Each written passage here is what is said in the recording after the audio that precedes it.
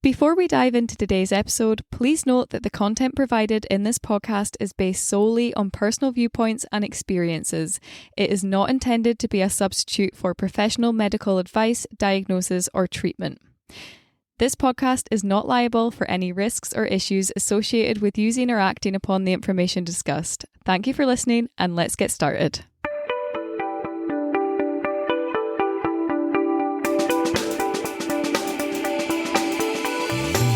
Hello and welcome back to another episode of the Prepping for Everything podcast with me, your host, Emily.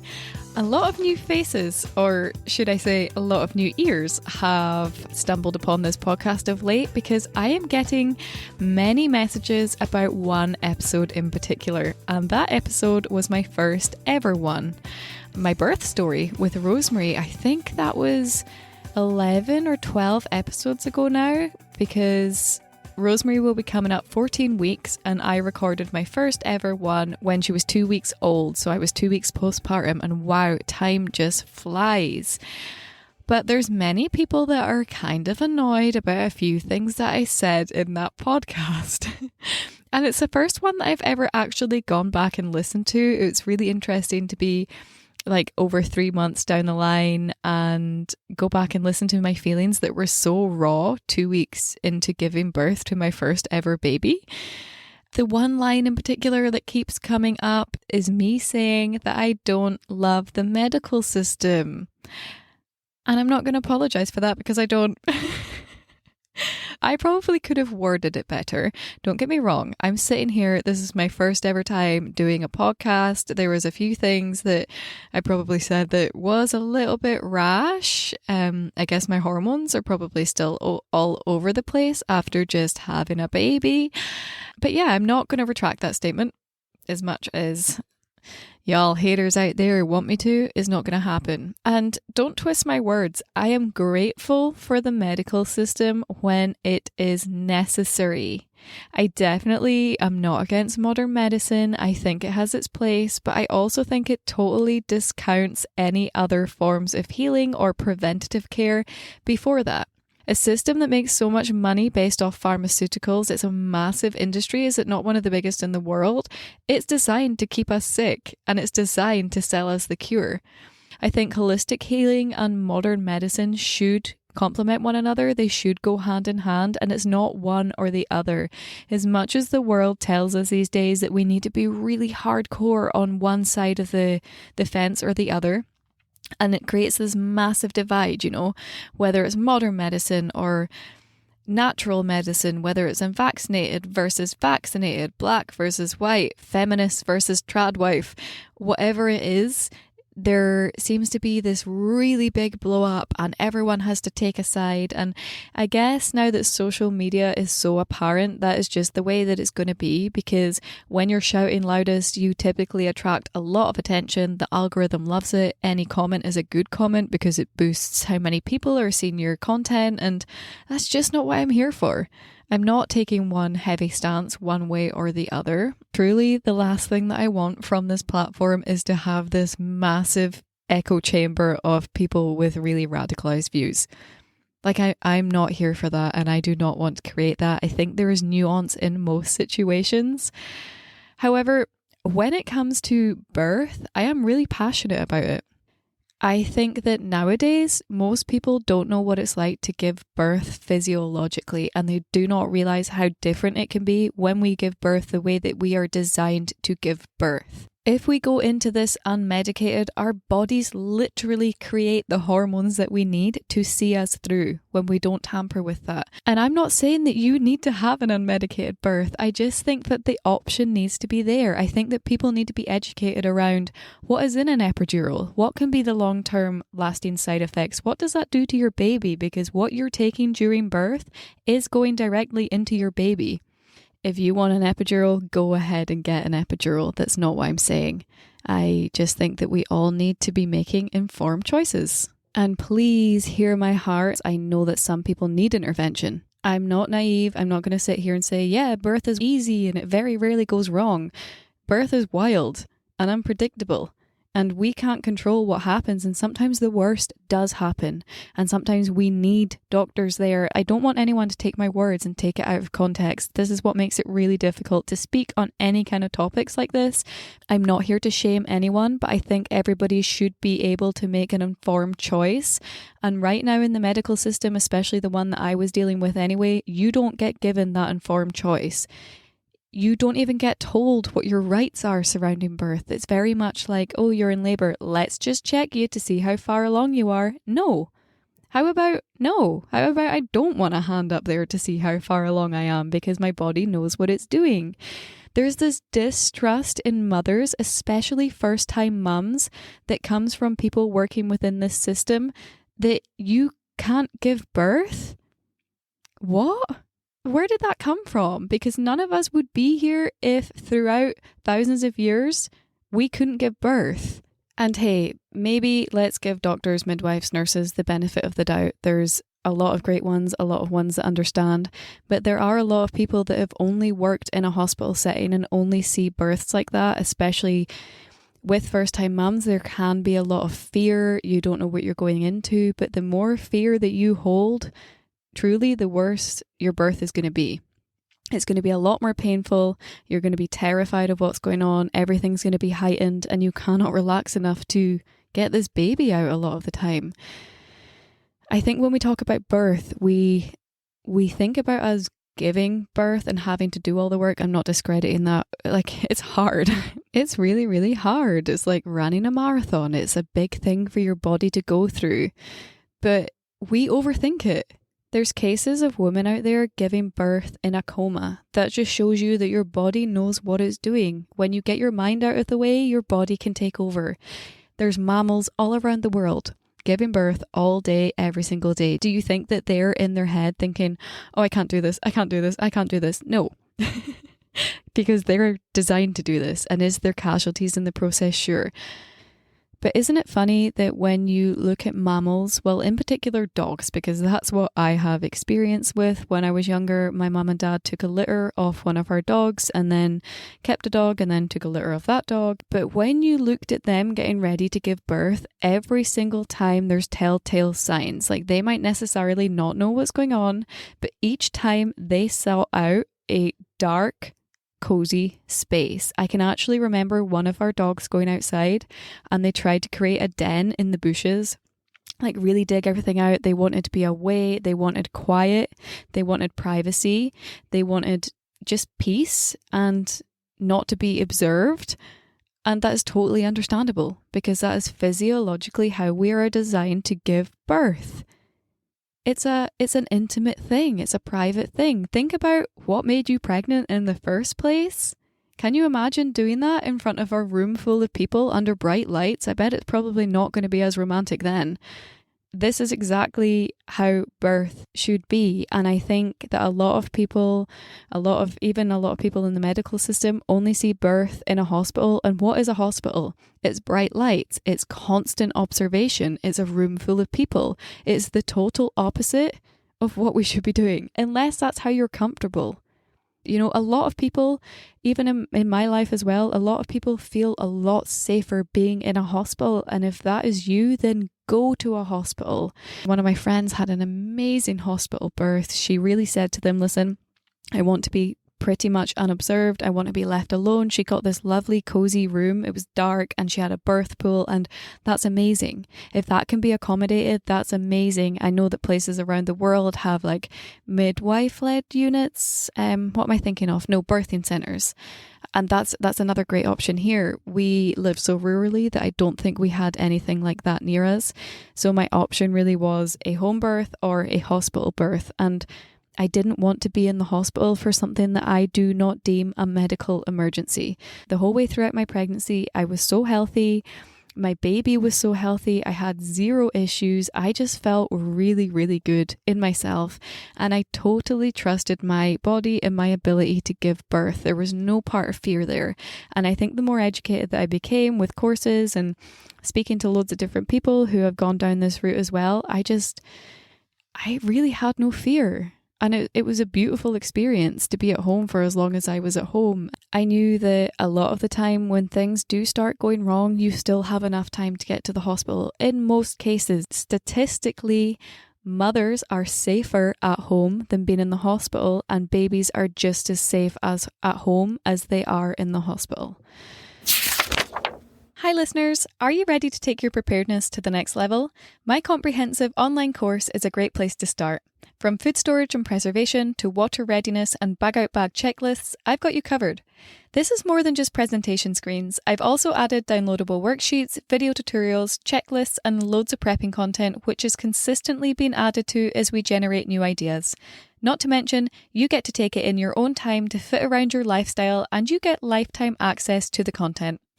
And here's the best part. As a valued listener of this show, you get an exclusive 10% discount with code POD10. That's POD10 to enter into the coupon code section at checkout. Don't miss out on this opportunity to level up your preparedness game. Visit the link in the show notes to enroll today, and together we can build a future where we are prepared for whatever life throws our way. I'll see you there. I'm sick of women being treated as though they're ill or sick or about to self-combust when they're pregnant by these doctors that are constantly getting involved. It's become so pathologized, and it's the one thing that I have major issue with. I don't like it. We don't trust women's intuition anymore. We don't trust women to give birth. It's bizarre. It truly is bizarre. But again, there's nuance. I keep coming back to this. There's nuance. If you want to give birth at home, you should be allowed to give birth at home. If you want to be in a hospital, then be in a hospital. You should be supported either way. And I'm almost done ranting on this situation. I don't want to keep repeating myself and going over and over the same things. But what really got to me during pregnancy was having this amazing pregnancy, and then you get to about 36 weeks and people start getting twitchy. People think, okay, we've got to find an issue now. There's going to be an issue. We need to get them into hospital. And how about we arrange a C-section just to be on the safe side? Let's just induce them to be on the safe side. What? Since when is that better than letting your baby come when your baby's ready to come? The more you look into this, the more you realize that intervention leads to intervention. It leads to this cascade of medical things going wrong. If you're 40 weeks pregnant, it's okay. Keep your baby brewing. If your baby wants to stay in there, it's fine. You're not going to be pregnant forever, as much as the doctors are going to tell you otherwise. Babies are going to come when they're ready to come, and a lot of the time you hit that 40-week mark and you get told, okay, we'll book you in for an induction on this date. How about no? We'll book you in to get your waters broken on this date. No. And ladies, if this is your first time, do not accept that. Go and do your own research. Have a little think and sit. What feels right with you? If you want to go down that route, then make sure it's coming from you and not because it's been pushed onto you. And it comes back to this informed decision. It's funny that when you want to have a home birth, I had to sit there through 2 hours of being lectured about all the risks, as if you're not aware of the risks when you're going into this. Yet, they're not sitting telling you all the risks of having an induction, of having your waters broken. Is that really informed consent when they're not telling you the risks just because it's routine for them to do?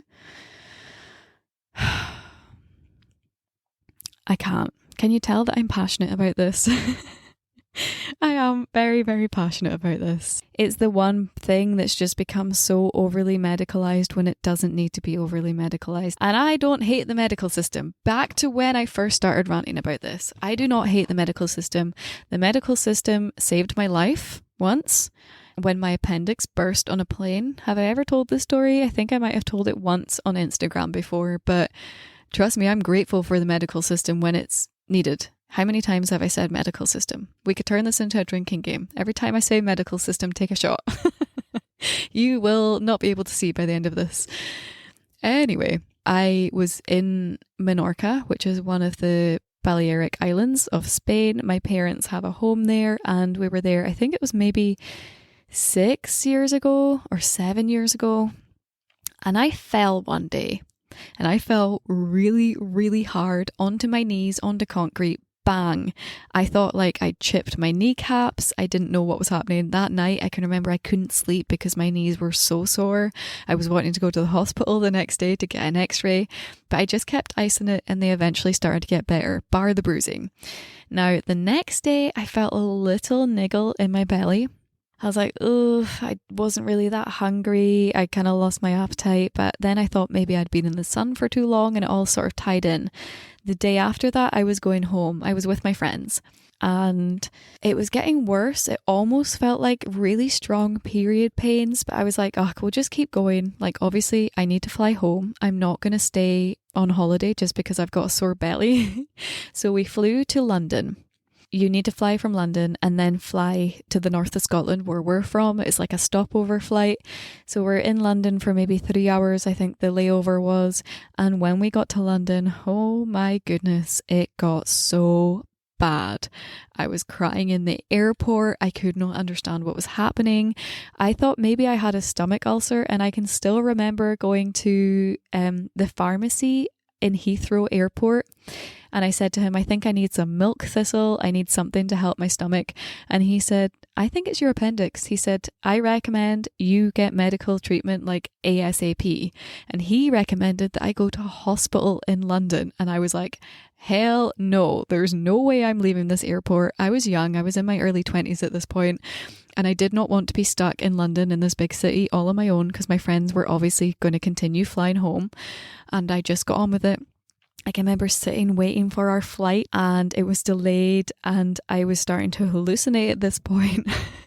Looking back on it, it was a mental wild trip. And then we got onto the plane. Now this flight home from London is maybe an hour and 20 minutes and it was the flight from hell. I was hallucinating. I could not stop being sick in a bag. I was really, really ill. And I didn't realize, I found out later that obviously the change in pressure was making my appendix kind of leaky even more.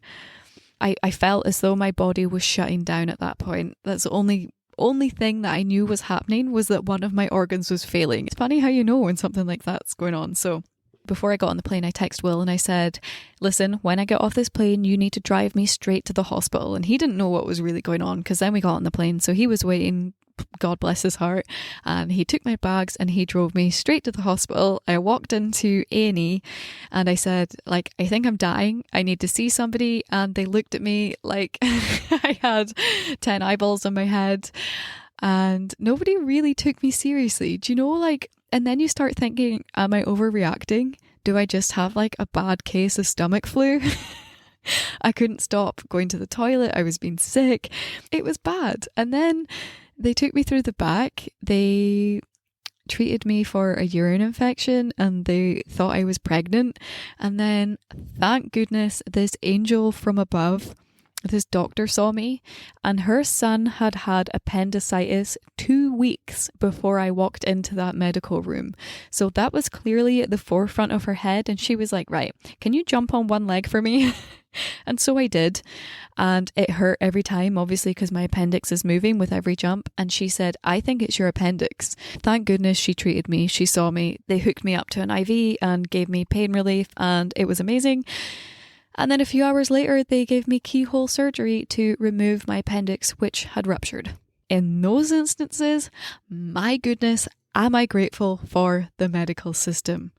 It's there to help us when we need it. It's beautiful and it's amazing. And way back when, we would have died from little things like getting a cut on your finger and your finger getting infected. That's a death sentence when you don't have proper hygiene, sanitation, or medical help. It complements one another. In my eyes, both work really well hand in hand. And we don't need to run straight to antibiotics when we don't need it, but it's there for if we do need it. Like just recently, Rosemary, I think it's from wearing these sleep suits that were maybe a little bit too tight on her toes. And the top of her toenail kind of came off around the edge of her toenail. It was looking really red and inflamed. And I'd kind of been treating it at home for a few days. I was saltwater bathing it every day and it just wasn't really getting better. So I phoned the doctors. I just sort of told him what was going on. He's really cool, the guy that I was speaking to, and he kind of understands my way of thinking as well. So he was saying, listen, if it's infected, what we usually do is give them oral antibiotics for it to get better. And he was like, how do you feel about that? So I'm open and I say, I don't want her to have antibiotics if she does not need antibiotics, because we all know it affects our gut microbiome, it affects the good bacteria in their bodies, and I don't want any sort of resistance in the future when it is really necessary. But I said, I do want to keep an eye on it because I phoned him on the Thursday and I'm aware that normally these things always happen over the weekends, doesn't it? Like if there's any sort of emergency, it's going to happen when everything's closed on a Saturday or a Sunday. So he was like, listen, why don't we come to a middle ground? Why don't you come and pick up some antibiotics and have it there just in case it gets worse. And obviously with any form of infection, we want to see if it's spreading at all. So if it starts tracking in a line up their body, that really typically means that they need antibiotics. I'm not going to try and treat her at home if this infection's spreading. So I was like, yep, sure, let's go with that. I'm happy with that. So I keep treating it at home. I did like a bread poultice to try and pull out the infection, and thank goodness it got better. And I'm delighted that it got better. It got better with treating it at home without having to introduce all of these harsh toxins into her body. My friends always call me this crazy hippie lady that has a tincture or a remedy for everything. And maybe they're right. Maybe they are right. But I just think we have become so disconnected from everything that's around us, things that grow in the ground that our ancestors used for a long time to treat ailments can be just as effective as the pain relief drug that you reach for on the counter in the supermarket, right? It's just getting back to our roots and learning about all that again. And I don't know it all. I am learning all the time. I love learning about all of this. And I think from a preparedness point of view, it's so important to know how to make use of what's growing around us and what's beneficial, what's not, what's poisonous, what's not, what can treat joint pain. Like just in the past couple of years, I discovered comfrey. Comfrey is a plant that grows in the ground, and it's actually also called knit bone because it was used years ago to essentially knit bones back together. How amazing is that? It was used as you could use it as a poultice, you could use it as an oil infusion. It's just an amazing medicinal plant. And it even comes down to the foods that we eat and what causes inflammation in our body, what helps heal us, what's making us ill or sick. There's so much more than what meets the eye when it comes to this conversation. For the likes of, if you're constipated, rather than reaching for laxatives, why not try prunes first? Or introducing more fiber into your diet, or drinking more water. There's always a reason as to why that is there. Does that make sense? There's preventative measures that you can usually take to help yourself. For me personally, I would always want to reach for things like this rather than synthetic, man-made things in a lab. That's just what I choose to do. I've kind of gone off topic here, but I thought we could end this episode by answering some questions surrounding birth that I got through Instagram that I never ever got around to answering, because there was quite a few, and when I first started this podcast I didn't want to keep making the whole podcast about birth because really it's a preparedness podcast, but I think after today's rantings that it might be the perfect time to do so. Natasha asks, how long did it take for you to feel back to normal? I don't even know what normal is anymore, girl. I am that sleep deprived that I can't remember what pre-baby ever felt like. But in my body, in my healing, if this is what we're referring to, I think I probably took maybe 7 weeks to feel pretty much back to normal. I can remember crying like 1 week postpartum. It was a really nice day outside and I love cycling in the summer. I can remember crying to Will, saying to him that I would never be able to sit on a bike again. And since then I have actually sat on a bike, so it's possible. I think just after giving birth, like your body has been through a lot and it's really hard to see the light at the end of the tunnel. But no, my recovery went really, really well, but I did rest a lot. I gave myself a lot of grace. I think I started walking the dogs again around 3.5, 4 weeks postpartum. And even up until 7 weeks postpartum, I was feeling a bit of heaviness after a dog walk, like down there. It was fine. It would only happen after I was quite active, and maybe that was a sign from my body that I was doing too much. But I actually saw a pelvic floor therapist about week 6 just to make sure that everything was okay. I kind of thought that everything was okay, but that heaviness was kind of concerning. And then, of course, you jump on Google, and Google tells you that you've got a pelvic floor, what's it called? Gosh, that has eluded me. Oh, a prolapse. Yeah, and I was like really spiraling. But even if you have one of those, like, it can totally be corrected. I've learned all of this through Google. So I went and saw her, and she said that everything is absolutely fine. I just need to rest. So maybe I jumped back into things a bit sooner. It's just when I feel good, I usually go with it. And that's the one piece of advice I would give to people. If you have the space and the capacity to do so, to relax postpartum, then take it and do that. And obviously this is coming from somebody that doesn't have loads of other kids running about. I know it must be hard if you're a single mom, or you don't have the support, or you have other little beings to care for. I thankfully only had dogs before Rosemary, and my parents took my dogs for a couple of weeks just to give us that breathing space, and what a difference that made to not have to think about getting up for them in the mornings and walking them every day. Next up, we have Floozy Susie. What a name. And she asks, is there anything different that you would have done during pregnancy? Ooh, good question. I really thought about that. And I don't think so. I think the one thing that I will do next time is opt out of like all the antenatal care unless I feel like I need it. I think that like these routine checkups every 4 weeks I didn't need, especially when you can monitor the likes of your blood pressure at home and you're having like a good pregnancy. Maybe if in my next pregnancy, if I felt different, if I felt like I needed that, then sure. But the fear mongering that came from the 36 weeks onwards, I will never subject myself to again. I will be just totally removing myself from that system if I feel the need to do so to protect my pregnancy and my mental health. Jarhead C asks, have you always been maternal? And I love this question because I really have not ever been maternal. So what am I now? I'm 27. I'm going to be 28 this year, and probably up until 24, I didn't think that I even wanted kids. 25, 26, I kind of saw a turning point. Really after I got married at 20, when did I get married? 25? Things kind of started to change then, and I feel like all my hormones kicked up a notch, and then I wanted a child from there. But it's just to kind of watch that change unfold was massive, from going from never wanting kids to now I want loads of kids. If I could have a big family of 6, 7, 8, 9, 10, I would go for it. I don't think Will's going to let me get that far, but we'll see.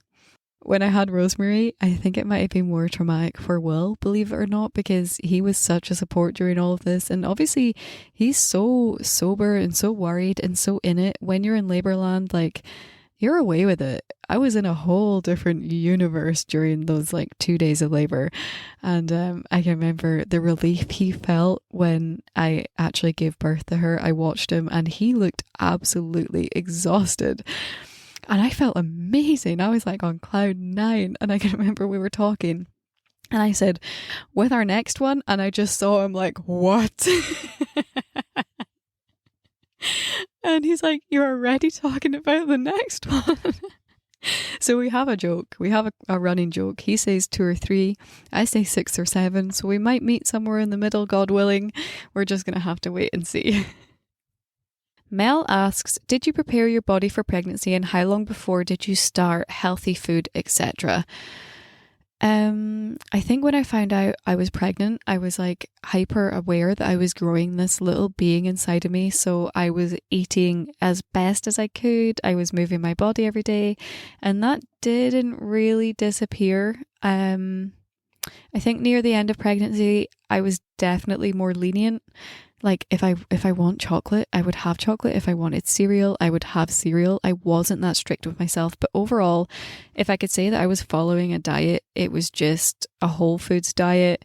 Maybe like a version of the brewer's diet, if there could be a version of it, like a lot of calories, a lot of protein, salt, vegetables, whole grains, fats, vitamin rich foods. I just made sure that I was really, really nourished, that I was never hungry. And yeah, that's pretty much just what we went with. But before I even found out that I was pregnant, so it must have been like, I don't know, coming up to the week that my period would have been due, I was craving venison like something stupid. Like it's all I could think about, all I wanted to eat.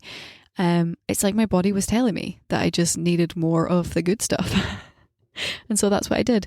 And then from there, throughout my whole pregnancy, really my only cravings were hearty stews and like steaks and venison and strawberry milkshakes. And that was it. I didn't have any weird cravings. Okay, I'm going to take one last question and then we will wrap this up. I am the vicar's wife asked, what was the debrief / feedback like after labour and delivery, especially after the second midwife had such an impact? Did you complain? So no, I never did a debrief or anything like that. I didn't really see the point. I'm a very kind of person that doesn't like to dwell on anything. I really process things and then I want to get on with it. And I didn't feel like it would have been helpful in the moment. Oh, hopefully you can't hear the dogs barking in the background. But anyway, we'll keep going. If you missed the birth story, then you can go back and listen to it. It's my first ever podcast. It's called A Positive Birth Story is a First Time Mom or something like that. And basically I had somebody in my birth space that shouldn't have been in my birth space. We didn't see eye to eye. She was kind of scared of having me at home giving birth, and it ended up with me in hospital when I didn't want to be in hospital and when I genuinely feel like I did not need to be in hospital because I went on to have a completely natural birth. Anyway, I didn't see the point, honestly, in complaining. I would just not have her there for any future pregnancies, and I will stand my ground a lot more unless, I feel like I need to go in. I definitely would have had the merit to complain, especially after the 36-week appointment where it was just ridiculous fear-mongering at my home birth assessment. But I don't know. Like, part of me understands that these people are genuinely just trying to cover their backs. And I also kind of empathize with midwives who are going to the likes of a home birth when they don't feel comfortable with a home birth, because she was still there to kind of help protect me. In her eyes anyway, she's there just in case things go wrong. She took time out of her weekend to be at my birth, and I still appreciate that. Like, I can still see the goodness in that. I don't hate this person, we just don't have the same views on birth. And I also understand that it's a lot of responsibility. If you are a midwife attending someone's birth on your own when you're used to hospital births as well, like if home birth isn't something that you're comfortable with, I understand that that's a really, really big thing. Like, you might feel like everything falls back on you. You might be super panicky when this baby's coming in case something goes wrong. I do empathize with that, but I don't think that people like that should be at home births if they're going to bring that fear into the space.